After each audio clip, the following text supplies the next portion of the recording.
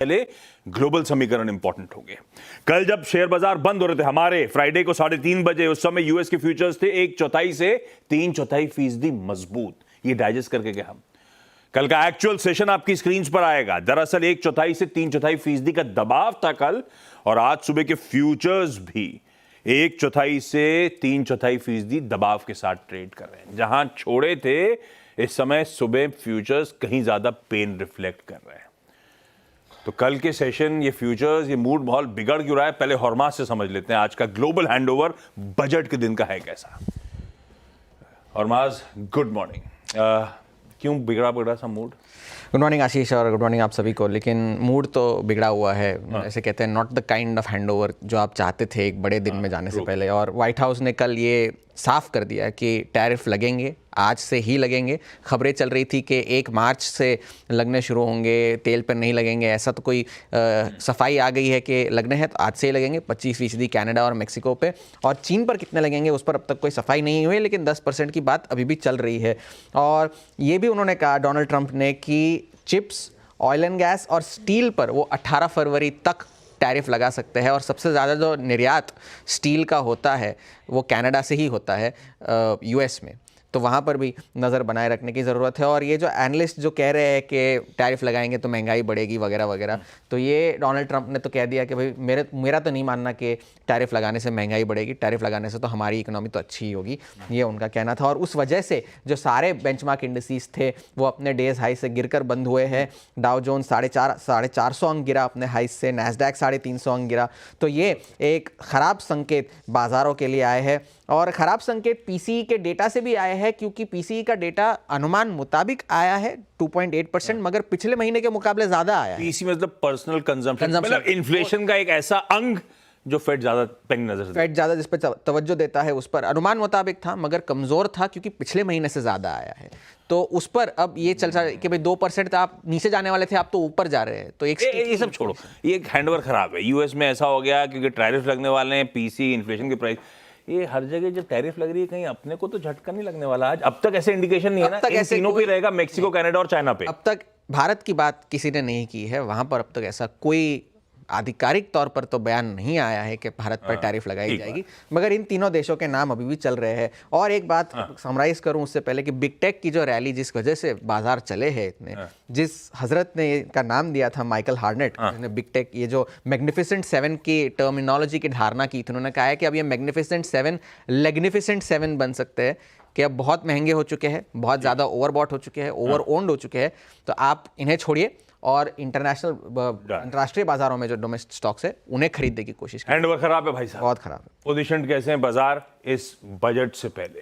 कल चौथा दिन हो गया ले दे के गेन सीक आउट करे, मंडे के लोस से बढ़िया रिकवरी प्ले आउट हुई है। कैसे पोजीशन है, क्या वॉच करूं आज के सेशन की? जैसे हम कल बात कर रहे थे कि एक ट्रेंडिंग डे बन जाएगा अगर 20 डे में कट गया, दोनों ही इंडिसेस पे ट्रेंड डे में कट गया, 20 डे में कट गया 310 के आसपास, उसके बाद आपको 520 तक का स्विंग मिला, बेस्ट केस में मिल गया।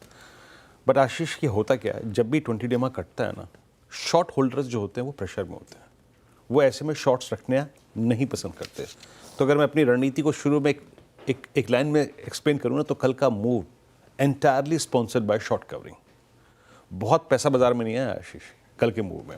मैं आपके स्क्रीन पे इंस्टीट्यूशनल स्टैट्स रखता हूँ, जरा प्लीज़ देख आइएगा। कल एफआईएस ने करीब 1200 करोड़ रुपए की सेलिंग करी, डीआईएस का करीब 2200 करोड़ रुपए का बाय था। इंडेक्स फ्यूचर उन्होंने कल बेचा, थोड़े लॉन्ग शॉर्ट दोनों विजिबल हैं, बट एफआईएस ने मेजर जिन स्टॉक फ्यूचर्स को शॉर्ट साइड पे प्लेस किया हुआ था उनमें कवरिंग करी, no doubt about that. 4200 crore रुपए की बाइंग थी, 75,000 कॉन्ट्रैक्ट शॉर्ट कवर कर लिए, तो उसने एक थ्रस्ट जनरेट करा। कल की अगर आप ओआई समरी को देखें तो कल्याण ज्वाला जैसे स्टॉक्स जो हैं वो काफ़ी ओआई लूज कर रहे थे, और देखिए किस किसने ओआई लूज किया, साइंट, गेल, टाटा कंज्यूमर, बीएचएल, पेट्रोनेट, ये सारे ओवरसोल्ड स्ट्रक्चर थे। तो इट्स शॉर्ट कवरिंग। आशीष, कल हमने 23,500 बेस्ट केस में ऑलरेडी हमने देख लिया है। मैं एक बात कहूँगा, कल एफआईएस की तरफ से पुट राइटिंग भी हुई है, जरा प्लीज़ पिरामिड्स लेके आइएगा। कॉल राइटिंग कोई नहीं है, और पुट राइटिंग 23,500, 400, 300 की जोन में काफ़ी हुई है। सिंपली मैं कहता हूँ कि हम बाय ऑन डिप्स तब तक कर सकते हैं जब तक हमारे पास स्क्रीन पे बेस 1 बेस 2 है। मेरे पास समय का अभाव है, लेकिन मैं फिर भी यहाँ पे व्याख्या कर देता हूँ। जब तक बेस 1 है, बेस 2 है, उसको आप बाय कर सकते हैं, रिस्क ले सकते हैं ड्यूरिंग द डे।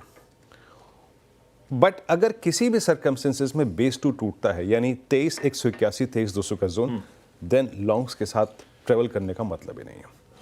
और ऊपर की तरफ याद रखिएगा, पहला थ्रेशोल्ड पॉइंट है 23,600, क्योंकि मात्र एक ही कॉल राइटर कल विजिबल था, वो था 23,600। उसके बाद 23,700, 750 तक का in best case move possible है। बैंक निफ्टी की थोड़ी सी टिप्पणी कर दूं आशीष।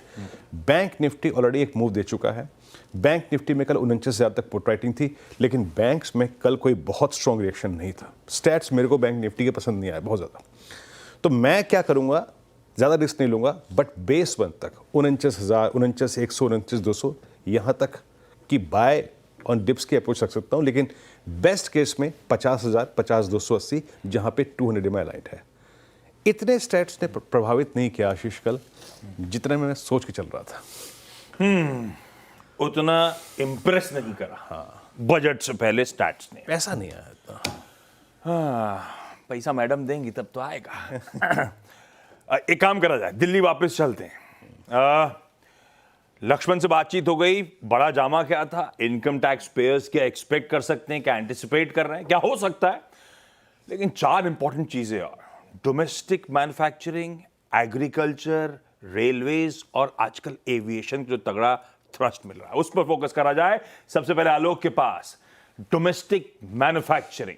पिछले कई बजट से आपने नोटिस करा होगा कैसे टूल आत्मनिर्भरता की तरफ पीएलआई स्कीम्स वगैरह के थ्रू लगातार इम्पटस दिया गया। आलोक, इस बार भी एक्सपेक्ट करें डोमेस्टिक मैन्युफैक्चरिंग पे जोर तवज्जो दिया जाएगा बजट में? बिल्कुल बिल्कुल, डोमेस्टिक मैन्युफैक्चरिंग पर तवज्जो रहेगी। और सबसे पहले मैं बता दूं कि जो एक प्रयाग में महाकुंभ चल रहा है और दूसरा जो है आज बजट का महाकुंभ हो रहा है, और जिसमें सारे सेक्टर यानी सारे अखाड़े डुबकी लगाना चाहते हैं और राहत की उम्मीद करना चाहते हैं, उस त्रिवेणी की गंगोत्री यहीं से निकलती है। और जिस तरह से प्रधानमंत्री ने कहा था कि लक्ष्मी की कृपा होगी, तो माता सरस्वती अगर वित्त मंत्री की जुबान पर बैठेंगी तो जरूर कृपा होगी। और इसीलिए बता रहा हूं कि वित्त मंत्री के निवास पर मैं खड़ा हूं यहाँ पर। और सबसे बड़ी बात है कि जो आप मैन्युफैक्चरिंग की बात कर रहे थे, मैन्युफैक्चरिंग के मोर्चे पर बड़ी राहत की उम्मीद इस तरह से लगाई जा सकती है कि इंपोर्ट ड्यूटीज हैं, वहां पर बड़े फेरबदल की उम्मीद है। और खासतौर से 100 से ज्यादा आइटम्स हैं जिसमें इंपोर्ट ड्यूटी बदलाव करके जो मैन्युफैक्चरर्स हैं उनको बड़ी रिलीफ दी जाएगी। इसके अलावा जो एक्सपोर्टर्स हैं उनको भी रिलीफ मिलेगी। एक्सपोर्ट जो इंटरेस्ट इक्वलाइजेशन स्कीम है उसको बढ़ाया जा सकता है। और खासतौर से मैन्युफैक्चरिंग स्टार्टअप्स हैं उस पर ज्यादा जोर रहेगा, उनको ज्यादा तवज्जो दी जाएगी और उनके लिए dedicated funding alternative investment fund के जरिए मुहैया कराई जा सकती है। और साथ ही साथ एफडीआई के नियमों में भी ढील दिया जा सकता है ताकि उन्हें सीधे तौर पर जो सॉवरेन फंड्स होते हैं विदेशों से, उनसे डायरेक्ट उनसे फंडिंग मिल सके। तो इस तरह की रिलीफ की उम्मीद मैन्युफैक्चरिंग सेक्टर को बड़े पैमाने पर इस बार है। और उम्मीद की जा रही है कि मैन्युफैक्चरिंग को सरकार बढ़ावा देने के लिए कुछ बड़ी घोषणा कर सकती है।